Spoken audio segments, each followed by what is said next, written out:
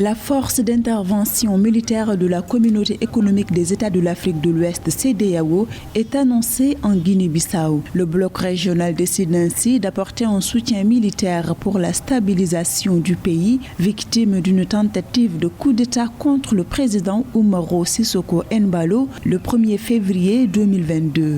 La décision de la CEDEAO d'envoyer encore des forces à Bissau divise les Bissau-Guinéens jusqu'au sommet de l'État et dans l'armée. Alors, il est vrai que c'est le président Embalo lui-même qui avait pris la décision de faire partir cette force en septembre 2020. Aujourd'hui, avec la situation qui se pose, beaucoup de Bissau-Guinéens pensent que si cette force, aussi petite qu'elle soit, mais elle a un rôle dissuasif si elle était là, probablement ceux qui ont tenté d'assassiner le président ou bien de faire un coup d'État auraient réfléchi 2 fois.